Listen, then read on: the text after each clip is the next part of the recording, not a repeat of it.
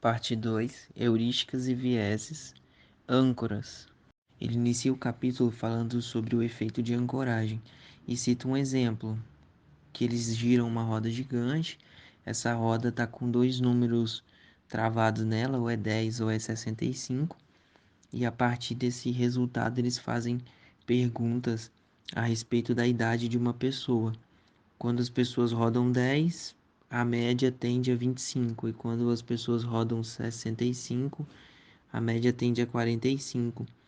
Isso é um viés de ancoragem que você tem, mas você tem esse viés com muitas outras coisas. Por exemplo, quando você vai comprar uma casa, você, dependendo do valor que o vendedor te diz, você considera uma proposta sua um pouco mais elevada ou então um pouco mais barata.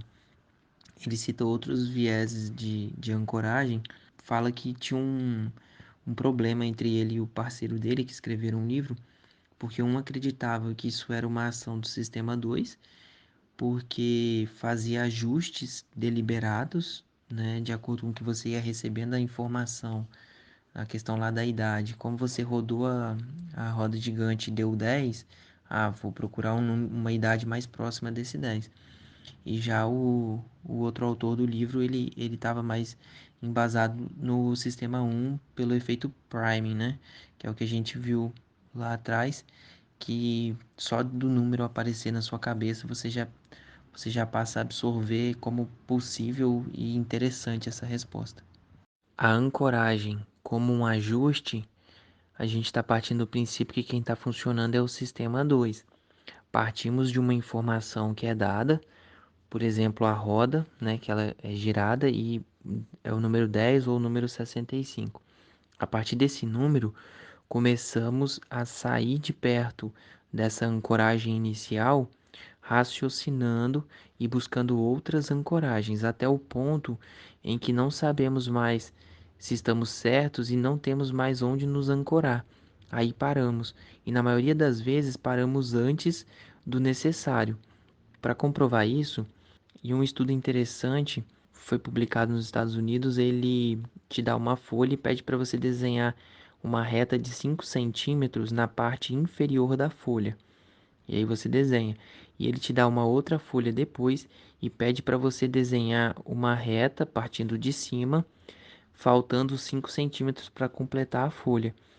E quando você vai comparar, você percebe que a sua primeira reta, a que só pediu para você desenhar os 5 centímetros, ela é bem menor do que o espaço que você deixou na sua segunda folha, que seria hipoteticamente os mesmos 5 centímetros. Por quê? Porque a sua ancoragem na primeira folha é o zero, e a sua ancoragem na segunda folha é quase a folha toda. Então você tende a errar para mais na segunda e errar para menos na primeira. E ele cita vários outros exemplos. Quando saímos de uma BR, continuamos dirigindo em velocidade alta, mesmo dentro das cidades. Quando nos perguntamos a que temperatura a água ferve no pico do Monte Everest, ele diz que a nossa primeira âncora é porque sabemos que é menos do que 100 graus, mas aí vamos pensando em outras situações até chegarmos a uma temperatura próxima, ou como ele disse lá no início, até chegarmos a um ponto onde não temos mais como caminhar com certeza e aí paramos. Como é o nosso sistema 2 funcionando, da mesma forma como os exemplos do primeiro capítulo, quando estamos sobrecarregados mentalmente, ou porque fizemos cálculos, ou porque tivemos que fazer analogias, isso vai diminuir a nossa capacidade de se distanciar da âncora. Ancoragem como efeito de priming. Essa teoria era defendida por Daniel Kahneman, e ele tentava entender cientificamente por que ele pensava assim, até que ele se deparou com o entendimento de que o sistema 1 ele era ativado por uma questão de sugestão. Ele entendia que o sistema 2 estava atuando na ancoragem, buscando informações e outros critérios para se ancorar melhor, mas ele também entendia que o sistema 1 deveria estar funcionando ali, buscou por experimentos e questionários e não chegou à conclusão. Só que mais tarde, outros pesquisadores conseguiram chegar a esse ponto que Daniel Kahneman tinha levantado lá atrás. Perguntaram qual era a temperatura média na Alemanha e depois pediram para as pessoas selecionarem palavras aleatórias. As pessoas que falavam que a temperatura média na Alemanha era de 20 graus selecionavam palavras relacionadas ao verão, e pessoas que falavam que a temperatura média na Alemanha era de 5 graus selecionavam palavras relacionadas ao inverno. Daniel Kahneman dizia que sugestão é um efeito de priming que evoca seletivamente evidência compatível. Lembra que o seu sistema 1 vai sempre buscar sentenças e torná-las verdade. Para ele fazer isso, ele precisa de contextualizar, ele precisa de tornar o ambiente verdadeiro.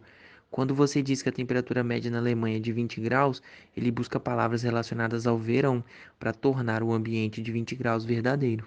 A conclusão é que o seu sistema 1 faz o melhor que pode para construir um mundo em que a âncora é um número autêntico.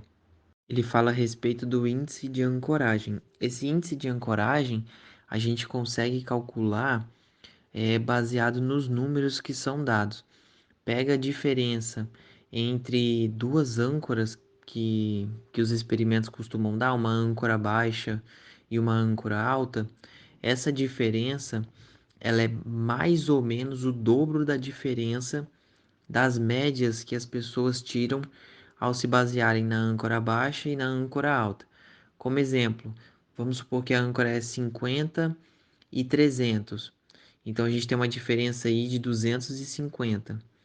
E vamos supor que a média que as pessoas tiram seria de 75 para quem está com a média de 50 e seria de 275 para quem está com a média de 300.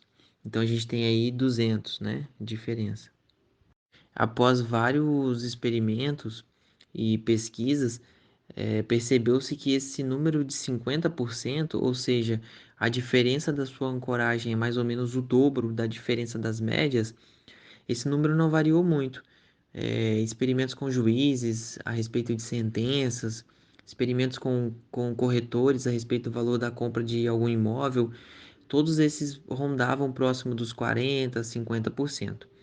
Outra observação importante, comprova que o sistema 1 atua e que também o sistema 2 atua, é que as pessoas que não tinham conhecimento nenhum do assunto, por exemplo, estamos falando de uma árvore, pergunta o tamanho dela. Pessoas que não têm conhecimento nenhum de botânica, eles chutavam próximo da ancoragem porque eles não tinham conhecimento nenhum do assunto. Então eles ativavam o sistema 2, usavam aquilo como referência e a partir dali julgavam um valor parecido. Porém, outras pessoas que tinham conhecimento de botânica usavam aquilo ali na ativação do seu sistema 1, que é o efeito priming. Então, indiferente se você tem conhecimento ou não do assunto, você vai estar influenciado por essa ancoragem inicial que é colocada. Isso é usado em inúmeras situações, na compra de imóveis, por exemplo. A depender da ancoragem que você coloca, você consegue movimentar as pessoas para o espectro que você deseja. Sobre o uso e o abuso da ancoragem, ele cita negociações, que é a principal parte, né? Porque envolve dinheiro. Ele cita que se você deveria ser a primeira pessoa a propor um valor, mas caso não seja, se a pessoa propõe um valor muito diferente do que você estaria disposto, não é aconselhado você propor um outro valor bem abaixo, ou seja, você colocar sua âncora muito abaixo da âncora da outra pessoa, porque vocês não chegariam a um acordo. A melhor opção é você não fazer, não continuar a conversa para fazer um acordo e em outro momento, em outra situação, propor um valor melhor. Uma outra opção que você tem é você sugerir que a pessoa esqueça aquela âncora e perguntar qual seria o menor valor que você estaria disposto a negociar. Em a pessoa não chegando perto do seu valor, também seguir a mesma situação, cancelar a negociação, porque se as âncoras estão muito distantes, provavelmente você não fará um bom negócio. E alerta também que você deve ativar o seu sistema 2. buscar referências para essa ancoragem, tentar respaldar uma ancoragem que você tenha para você não ser influenciado. Agir com o sistema um é muito perigoso. No final do capítulo, ele relaciona a ancoragem com os dois sistemas. É o que ele vem fazendo durante todo o capítulo, mas no final ele exemplifica melhor. Ele relembra o caso dos pequenos números, o caso do priming e o caso do tudo que existe é o que você vê. E em resumo, tudo que a gente tem contato, um primeiro contato, isso influencia, mesmo que a gente duvide disso. Se a gente está assistindo televisão e observa uma imagem, um tape, alguma coisa, aquilo ali está influenciando a gente, mesmo que indiretamente. Seja comprar um carro, né, seja comer algum tipo de comida. Então, o que ele deixa muito claro no final do capítulo é que se estamos tomando uma decisão muito importante, precisamos analisar ela profundamente, colocar o nosso sistema 2, que é o que pensa, que é o que raciocina, para analisar todas as possibilidades e conferir se a história que a gente tem é uma história verdadeira.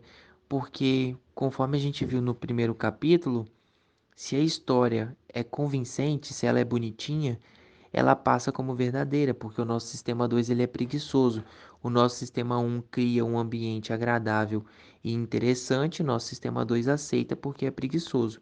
Então ele lembra que é preciso questionar para que o nosso sistema 2 consiga identificar possíveis erros, identificar âncoras, identificar priming, né, identificar o efeito dos pequenos números e conseguir tomar uma decisão mais racional e menos intuitiva.